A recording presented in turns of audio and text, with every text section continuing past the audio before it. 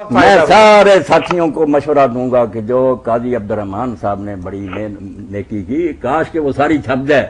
2 جلدیں چھپی ہیں بخاری شریف کی شرح کی، فضل الباری اس کا نام رکھا، جس میں مولانا شبیر عثمانی رحمۃ اللہ علیہ کے عملی جو لیکچر وہ دیتے تھے، آپ پڑھیں گے نا، ہمارے سامنے فضل الباری ہے نہیں ہے، کتنے لوگ ہیں، بڑی محنت کی ہے، مگر جو فضل الباری میں اللہ گواہ کسی کتاب میں نہیں۔ آپ وہ شرح پڑھیں گے نا تو جب ایک حدیث کی وہ حکمت بیان کرتے ہیں نا، اب نماز شروع ہو گئے، پہلے نماز کے فلسفہ پر جو لیکچر ہوں گے، زکوٰۃ شروع ہوگی، حج، وہی ایسا ہے، انہوں نے بھی مولانا نانوتوی رحمۃ اللہ علیہ سے لیا۔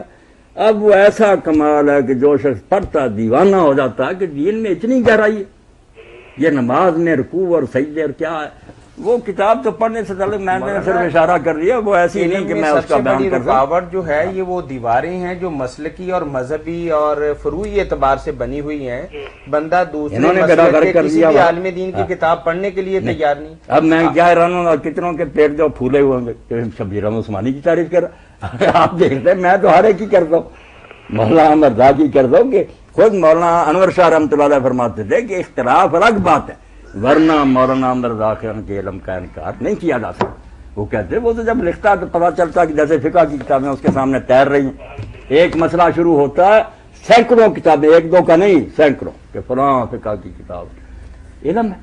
تو جو لوگ یہ ظلم کرتے ہیں نا کہ اپنے سے دائرے سے باہر نہ نکلو، دوسرے کے پڑھیں، یہ ظالم ہے، اپنا نقصان کر رہے ہیں، علم سے محروم رہ جائے۔ سب کا پڑھو، اچھی باتیں لے لو، اگر کوئی بات نہیں علم کے مطابق درست ہوگی، آپ کیا نہیں، میرے خیال میں یہ درست، برا پھر بھی نہ کہے۔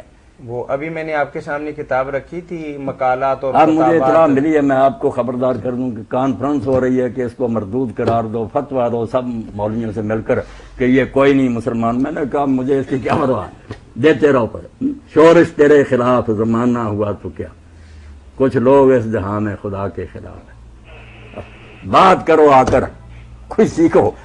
شورش میں روم بیچارے نے کہا کہ لوگ خدا پر راضی نہیں، جس نے پیدا کیا، میں کیا کروں۔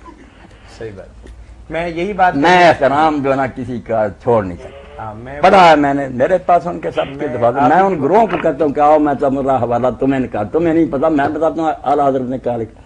علم کا احترام کرو، نیک لوگوں نے محنت کی ہے، ٹھیک ہے، نبی نہیں تھے وہ، غلطیاں بھی ہوتی۔ میں وہی بات بتانے لگا تھا کہ ایک کتاب سید ابوبکر غزنوی رحمۃ اللہ علیہ اسلامی یونیورسٹی بہاولپور کے وائس چانسلر تھے، ان کے کچھ مقالات چھپے ہیں اور ہر مقالے کے اندر انہوں نے قرآن کریم کا جو ترجمہ کوڈ کیا ہے نا، علامہ شبیر احمد عثمانی صاحب کا ترجمہ کوڈ کیا، اور واقعی ترجمہ بھی بے مثال۔ میں تو آپ لوگوں سے صاف کہتا ہوں، بڑے بڑے اہل علم سے کہا کہ آپ ساری تفسیریں پڑھ لیں، عربی کی دوسری ساری، آپ جہاں سمجھنا یہاں گاڑی اٹکی ہوئی ہے، پھر عثمانی صاحب کے فائد نکال کر دیکھیں، 1-2 لفظوں میں مسئلہ حل ہو جائے گا۔ کتابیں پڑھ کر آپ تھک جائیں گے، اکدا نہیں، اس میں حل ہو جائے۔ چلیں بھائی، بہت شکریہ آپ کے کال کرنے کا۔ کیا کریں، نفرت کرتے ہیں تو اس کا